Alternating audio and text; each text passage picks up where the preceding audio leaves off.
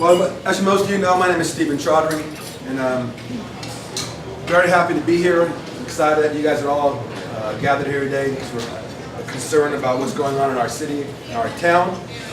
Kind of broken this down into 4 different sections, but again, the title of today's presentation is called Dirty Little Secrets. I love that title. Dirty Little Secrets.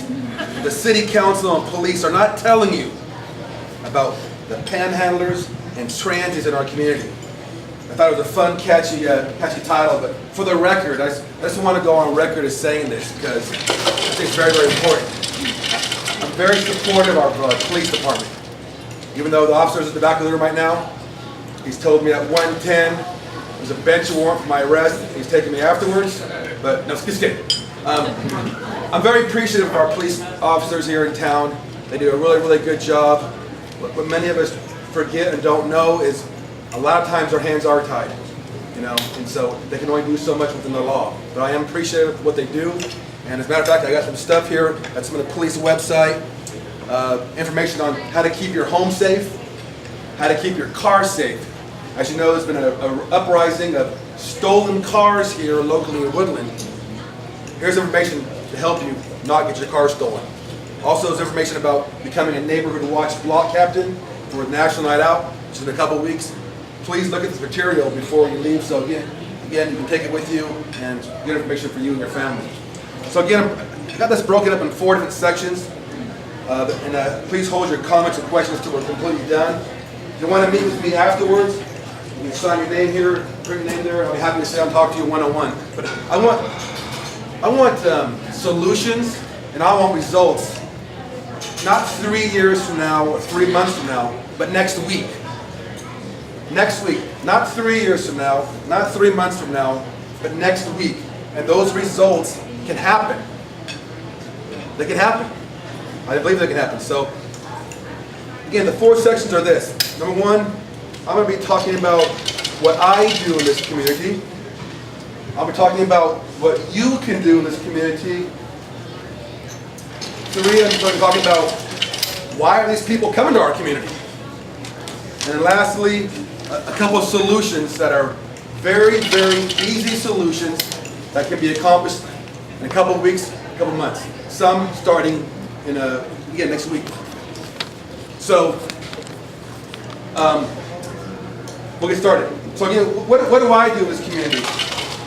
I actually have got a small security business. I do a variety of things in that. I do apartment complex security for fire patrols, for construction, weddings, car shows, community events, and such. It's one of the things I do. I also do drive-by patrols for properties here in Woodland, several on Court Street, several on Main Street. And what I do is I just get my little vehicle, drive through. Once in a while I'll get out, my flashlight, investigate, making sure that people's property is safe. I also have a website to buy stuff with. I got about 500 different items to keep your family safe and you safe. It's called BeSafeProtected2.com. Again, about 500 different really, really cool things that you can purchase to keep your family safe or your home safe. I'm also a transient homeless negotiator. And again, what is that? A homeless transit negotiator. On several pieces of property here in Woodland, we've had crime go down as much as 80%, homeless down 92%, selling of drugs, assaults, all down 70 and 80% on specific properties that I'm working. Because I've not only negotiated with people who are transients and homeless, but I've also negotiated with people who are in the gang affiliated people. So again, I've negotiated some good stuff with people who are locally. My clients love the results, and so they keep asking me to help them. I also help out with when missing and kidnapped children.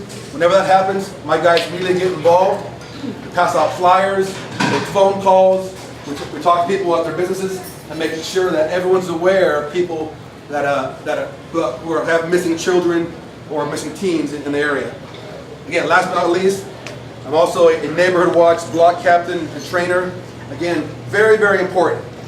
A lot of people love to go on Facebook, complain, flap their gums, put down the police officers, but they themselves do absolutely nothing. That needs to stop today. We all have a place. We can all do something. Whether you're 8 years old or 80 years old, you can do something. You can drop a phone call. You can drive through an alley. You can drive through Main Street. Drive through your neighborhood. If you see anything suspicious, drop a phone call. Call police dispatch. So again, from 8 to 80, you have specifically things that you can do, and you can be safe about it. And you can be anonymous about it. You don't have to give your name. You don't got to endanger your family. You don't got to endanger your kids. You don't got to worry about retaliation. So again, age 8 to 80, you have an opportunity to lower the crime in our city. So again, neighborhood watch, block captain trainer. That goes into my next section. So we talked about what I'm doing in the community. What can you do in the community? Join Neighborhood Watch. Again, the material's over here. National Night Out's coming up. They would love to have you join National Night Out. It's an opportunity across the country to get along, to get together with your neighbors, and they'll explain to you how it works.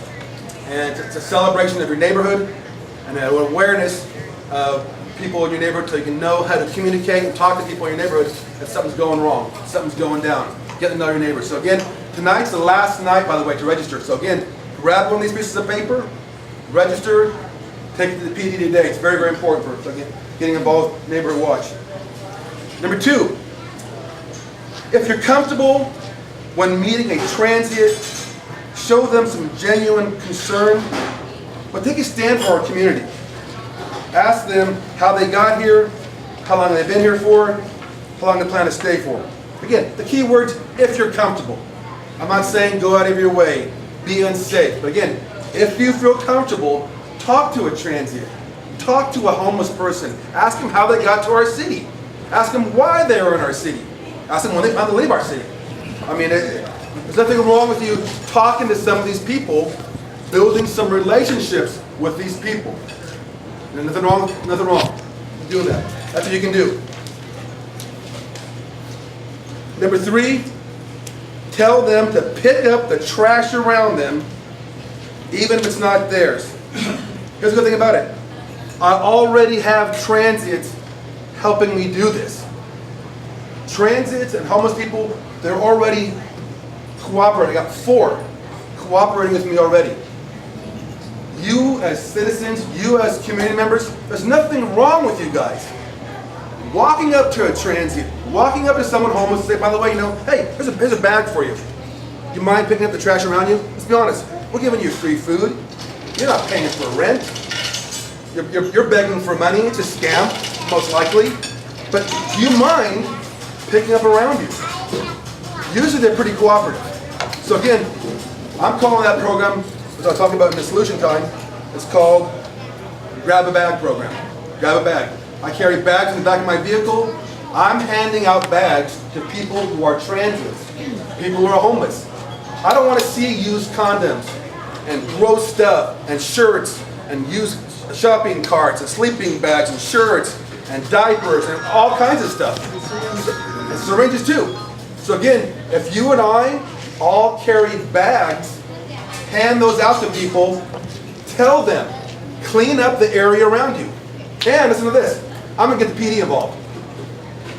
What if every police officer got these bags and say, by the way, hey, instead of arresting you tonight, here's a bag, clean up around you.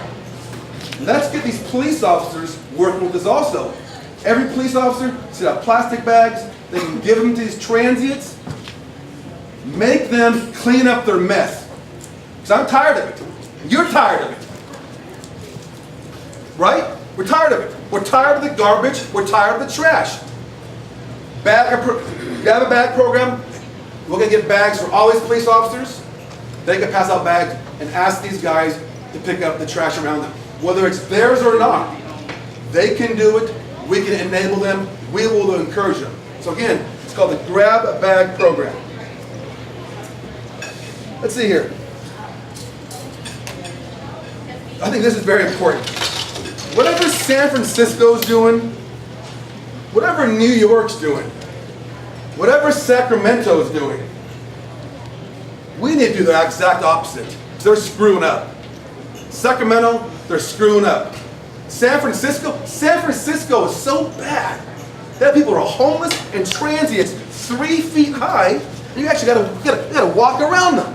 So again, whatever San Francisco's doing, whatever LA's doing, New York's doing, Sacramento, we need to do the exact opposite. And that includes not just throwing money at stuff, not just building buildings, not just doing all this other stuff that really hasn't helped. So again, whatever those big cities are doing, those communities are doing, we need to do something opposite, something creative, and something hopefully not cost us a lot of money. Money's not the answer to everything. So again, what those cities are doing, we need to do the exact opposite, because they're not making any headway. So again, talked about what I'm doing, what you're doing. I want to keep us on track here. Next, we're going to jump into how do they come to our community? Top 10 reasons why they chose Woodland. Why do they choose our community? Again, this is not done by the city. It's not done by the state of California. This is done by me personally and my officers. Not done by our city council members. I like our city council members. I think they're doing a decent job. I can tell you this. At least they're doing something, right? I may not like them all and agree with them all, but at least the city council members are at least doing something. A vast majority of us aren't doing enough. So they should do something. Top 10 reasons. Why are they coming to our town? Why are they coming to our community? Again, according to them, not what I say, not what a survey says, but me talking to them one-on-one. There's not any specific order. You probably heard the same reasons. Number one, why are they coming to Woodland? Number one, a person, an organization, or an anonymous source happened to drop them off. Who's heard that before? Oh yeah, a bus came to Woodland and they dropped them off, whatever. I heard they, or a taxi came by and yeah. That's one reason. That's one reason how they got to Woodland. When somebody, some source dropped them off in our city. Number two, they told me they came to Woodland for a relationship which fell through and now they're on the streets. Getting married, girlfriend, boyfriend, something happened to the relationship and now they're on the street. Number three, and I never wanted this horrible courthouse in Woodland. I never wanted that courthouse in Woodland. Number three, they are awaiting their next court hearing in Woodland at the courthouse. So again, what happens when they come to Woodland? They'll go to the judge, in front of the judge and jury, whatever and the judge says, "All right, we'll see you September 27th, 2017. Knock on it. The guy goes, "Well, I got nowhere to go till September. I'll just stay on the streets of Woodland." So that's what happens. The guy stays on the streets of Woodland until his next court date. And we all seen 7-Eleven, all the great people that hang out there, right? Thank your courthouse for that. Number four, why are they coming to Woodland? Kind of the same thing. I'm talking to these guys one-on-one. I tell people that I know on the council and my good friend Matt Rexroad. We'll get into little discussions through text messages. They come to Woodland. Number four, they're from a local jail or prison somewhere in California and they've been paroled here. Several times they've simply been paroled here and they're staying in Woodland now. Also, I tell my good friend Matt Rexroad, on July 4th, I was on the streets. On Christmas Eve, I was on the streets. On Christmas Day, I was on the streets. So when you were with your families, I was on the streets talking to these homeless guys, asking them why are they coming to our city, when do they plan to leave. So again, understand that some people on the council, they work a majority time in Sacramento. They have no real understanding of what's going on the streets of Woodland. They work in Sacramento. So how will they have a real good grasp of what's going on in the streets of Woodland? The majority of the time in Sacramento. Hard for them to know. Number 5, they somehow wandered through Woodland, and the people here were so nice, they decided to stay. Nice people. Here's what their definition of nice people were. Nice people give them food, money, booze, smokes, a place to live. Now again, I'm going to act this out because if I didn't see this with my own eyes, I wouldn't have believed it. I think this one homeless guy walking down the street, minding his own business. All of a sudden, boom, a car pulls up next to him, gives him some money, and just drives off. Can you understand that? This homeless guy is walking down the street, minding his own business. And he didn't want any money, but some Woodland person pulled up next to him, gave him some cash, just drove off. People in Woodland were too nice. I call it misplaced kindness. Misplaced kindness. Yeah, we all want to help the less fortunate. We want to give the needy. It's misplaced kindness. So again, they're telling me, yeah, Stephen, we're coming to Woodland because the people in Woodland, they're nice. Nice people in Woodland. All righty then. Of course, number 6, and this happens too, they grew up locally. Started to use drugs. Their parents warned them to stop, and they refused this and were booted out of their home. Funny story, I was over on Court Street the other day, young lady, early 20s, transient, started talking to her, started telling me her life story. I asked her name, she told me her name. I could tell she was probably on something. You know, what was your last name again? She told me. Me and her mom are friends on Facebook. And so I just told her, I go, I'm gonna take a wild guess here. You were probably being mischievous. You were probably starting to do drugs. Your family warned you. Your family wanted to help you. You refused and you wanted to do your own thing. So they gave you the boot. Of course, she denied it all. I messaged her mother. Her mother confirmed it 100%. So, yeah, some people are locally from Woodland, and things like that happen. Number 7, this is getting kind of sad. They're a second generation homeless person on our streets. And they want us to kind of hang out in the area for free local services. Second generations. This opens up a whole can of worms, you guys. Listen to this. Should homeless people be allowed to breed? I don't know. It's a good question. Should a homeless transient be allowed to breed and reproduce kids? Should a homeless person have a dog or a cat? It's something to think about. Number 8, this is kind of hilarious. And I've got thrown on the rug for this a couple times. Other homeless people are promoting Woodland through social media. Homeless people are promoting the city of Woodland on social media. I've had a couple of negative comments, and I usually go look at my negative comments and find out who they are. They're usually homeless transits of Woodland. So homeless transits of Woodland, they're following you and I. Just let you know, they are following what you and I are doing. They're all following what you and I say online at times. So you may want to be careful. But one day they may retaliate. So be careful. Number 9. This is obviously a lot of people have heard this too. City officials and attorneys in Sacramento have encouraged them to come to our city of Woodland. How sweet of them. City officials and attorneys have encouraged homeless transits to come to our city of Woodland. We got to thank them for that. Number 10, they wanted to jump in on the local drug sales and distribution business. Of course, we all know many times some transients and homeless people use drugs and are involved with that type of thing. Very concerning. Before I jump into a couple of last things, I just wanted to let you guys know, again, it is serious. It's not going to get better. Do not depend on our city council members. They're doing their best job they can. Do not wait, this kills me. When people say bad things about our police, that's what kills me. Most people who say bad things about our police, they've never been on a drive-along. They have no knowledge of law enforcement. They've never talked to a police officer one-on-one unless they were in trouble.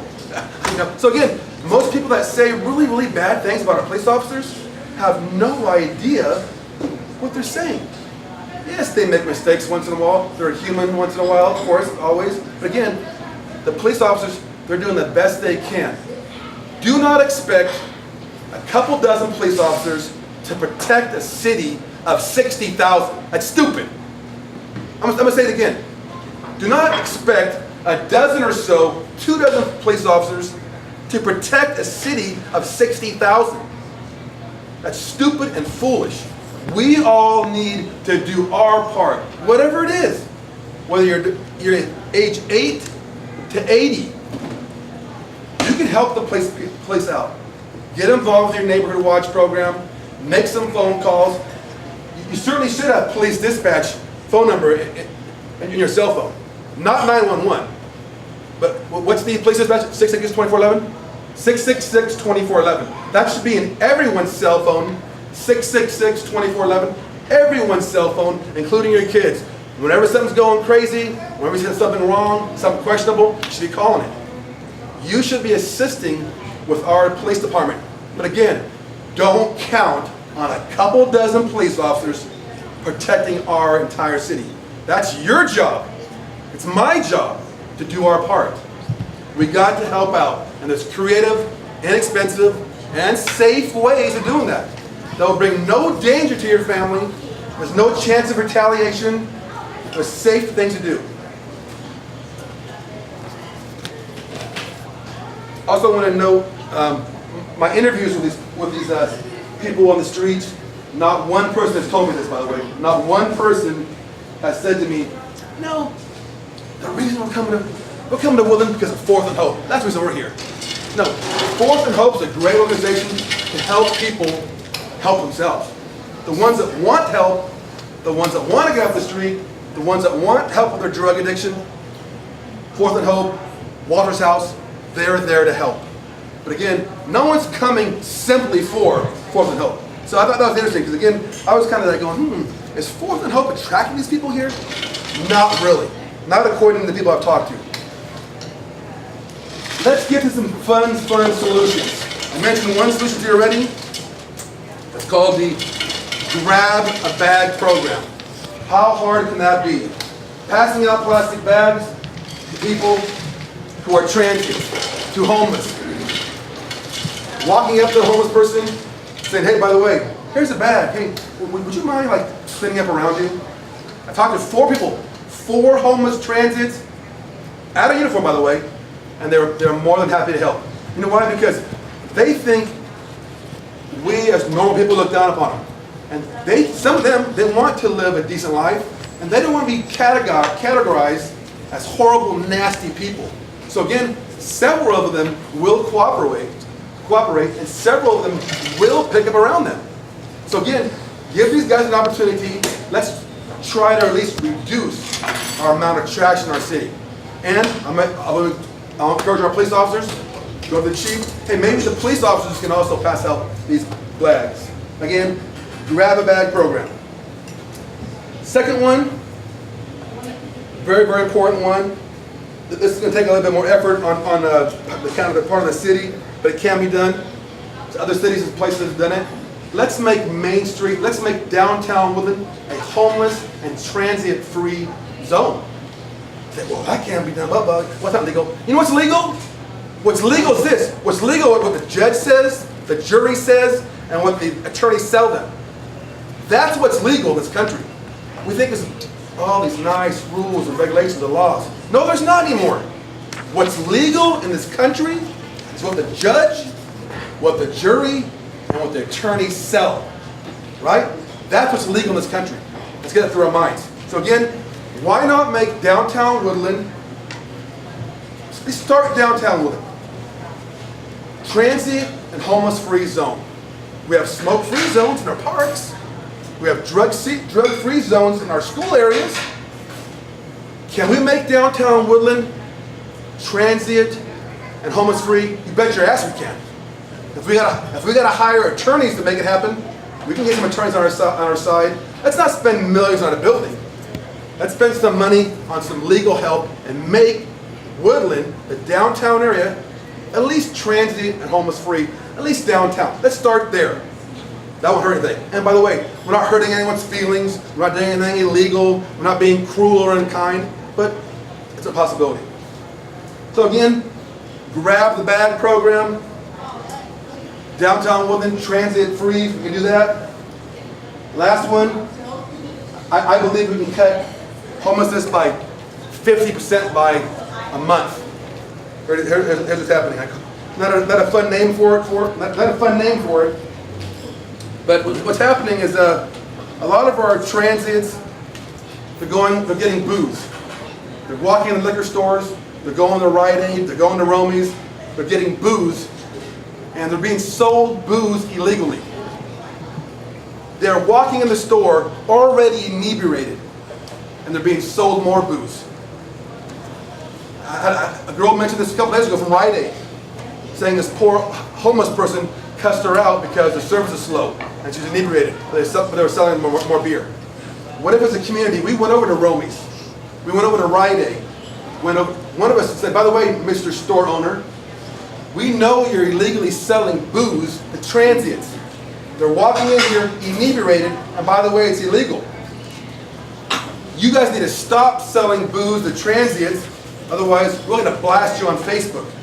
We're going to have everyone calling your phone number, and we're going to put your number on blast on Facebook.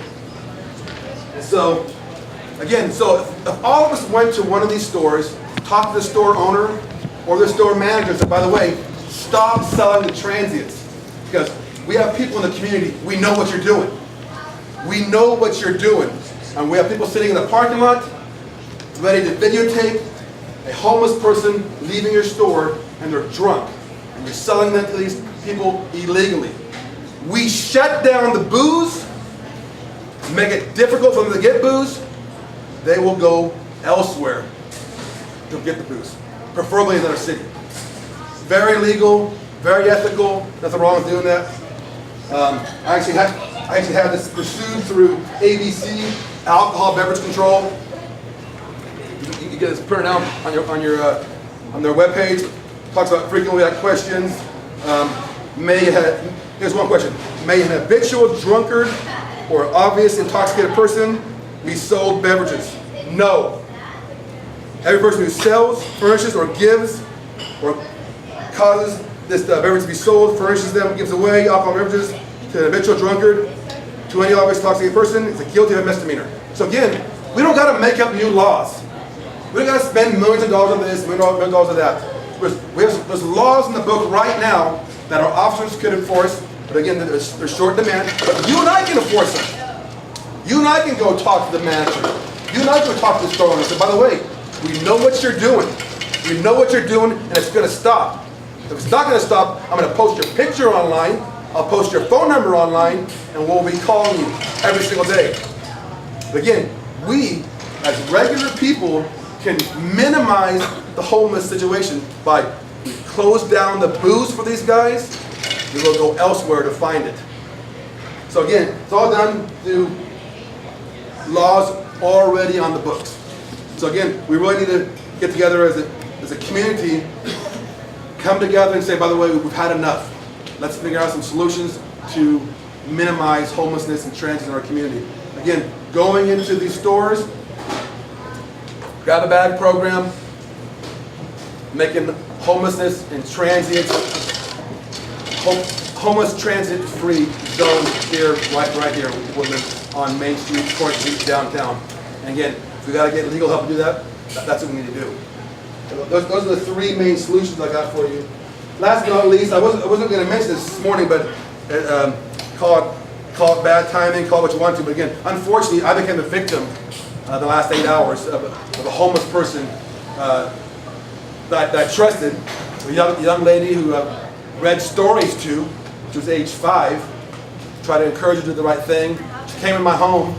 I paid her some money to clean my house one time, to do raking some leaves, whatever, Well, unfortunately, 8 hours ago, the bank called me and said, by the way, we saw this, this is your signature. I said, no, it's not my signature. So unfortunately, I became a victim of a homeless person stealing checks from me. So someone I believed in, someone I trusted, someone I considered a daughter, burned me. So again, it can happen to anybody. It can happen to anybody. So unfortunately today, I'll be going to the police department, pressing charges against someone who is homeless. So again, they may appear sweet and nice at times. They may appear like, by the way, they're down and out. They just need a couple bucks for some gasoline. They're just passing through town. They're organized groups here in town. I'll leave you. We actually have homeless east, homeless west, homeless south, homeless north. Some are very, very well organized. Some of them have a military structure with their own general, their own sergeant of arms. Some, not all of them, some of these homeless people are very, very well organized. As you probably know, they'll come by your street, checking your cars for door handles. You see them on bicycles, communicating on their cell phones. Some of these guys are very, very well organized. Of course, some are also simply fell through the cracks, got divorced, hard times, addicted. Again, many, many are people of bad character that want to take advantage of our city. They want to hurt our city, they want to take advantage of our city, and we need to work in partnership in a legal way with our police, and we just got to do our part. We got to do our part. Last I want to share with you a couple of articles for you here. I know our city council is, again, doing their simple part, but you got to ask, well, what are they doing? What are they doing? Why are they bringing these hospitals to Woodland? Why are they building these things? It's all about money. Here's a good example about Sutter Health efforts to end homelessness. Obviously, read one of the paragraph. It says, Sutter Health will match up to $10 million in contributions. Match. Many of these things are government-funded, partially grants, state grants, federal grants, hospitals matching funds. A lot of times these are money-funded. So again, you follow the money, you're going to find a lot of answers. So again, that's pretty much all I had to share with you guys today. I got taken back by, as you can probably imagine, of having checks stolen. This happened 8 hours ago. I've been calling the banks this morning, called 2 different banks up. They got her on video. They got her forging my signature. I was taken back. So, yes, George, a comment?